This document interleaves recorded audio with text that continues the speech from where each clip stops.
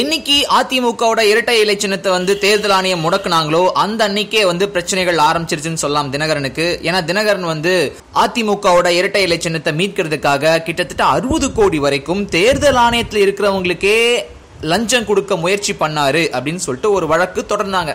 தொடர்ந்தது யாருன்னு பாத்தீங்கன்னா டெல்லி போலீசார். அவங்களுக்கு என்ன ஒரு விஷயம் கிடைச்சதுன்னு சொல்லி பாத்தீங்கன்னா, சுகேஷ் அப்படின்ற ஒருத்தரோட வாக்குமூலம், சுகேஷ் அப்படின்ற ஒருத்தர் அதிமுக பெரும்புள்ளிகளோட பேசின டெலிபோன் ரெக்கார்டிங்ஸ், இந்த மாதிரியான விஷயங்களை வச்சு எலெக்ஷன் கமிஷன்ல இந்த ஒரு சின்னத்துக்கான விசாரணை அன்னைக்கு கரெக்டா வந்து சுகேஷை வந்து கைது பண்ணாங்க டெல்லி கிரைம் பிரான்ச் போலீசார். அது மட்டும் இல்லாம தினகரனோட ஃப்ரெண்ட் மல்லிகார்ஜுன் அப்படின்ற ஒருத்தரும் இதுல சம்பந்தப்பட்டிருக்காருன்னு சொல்லி அவரும் கைது பண்ணப்பட்டாரு. இந்த ஒரு விஷயத்துல வந்து கொஞ்ச நாட்களுக்கு முன்னாடி சுகேஷ் மாதிரியே இன்னும் ஒரு ஹவாலா புரோக்கர் நரேஷ் அப்படின்ற ஒருத்தரை வந்து தாய்லாந்திலிருந்து அவர் டெல்லிக்கு வந்து இறங்கும் போது விமான நிலையத்திலேயே வச்சு போலீசார் அரெஸ்ட் பண்ணாங்க. இந்த ஒரு வழக்குல வந்து தற்போதைக்கு நீதிமன்ற காவல் வந்து தினகரனுக்காக கொடுத்திருக்காங்க. மே 15 வரைக்கும் நீதிமன்ற காவல்ல தினகரன் வைக்கப்பட்டிருக்காரு. அப்பனா தீகார் சிறையில அடைக்கப்பட உள்ளார் அப்படின்னு சொல்லி தகவல்கள் வெள்ள வந்த வண்ணம் இருக்குங்க. 60 கோடி ரூபாய் கொடுக்க முயற்சி பண்ணி 10 கோடி ரூபாய் அதுக்கு முன்பணமா கொடுத்திருக்காங்க.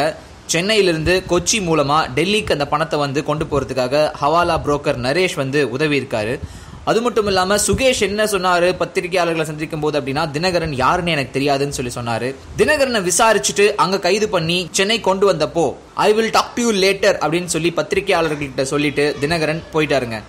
சோ தற்போதைக்கு மீண்டும் அந்த ஒரு விசாரணை முடிஞ்சதுக்கு அப்புறமா நீதிமன்ற காவல்ல வைக்கிறதுக்கு தற்போதைக்கு நீதிமன்றம் உத்தரவு கொடுத்திருக்காங்க.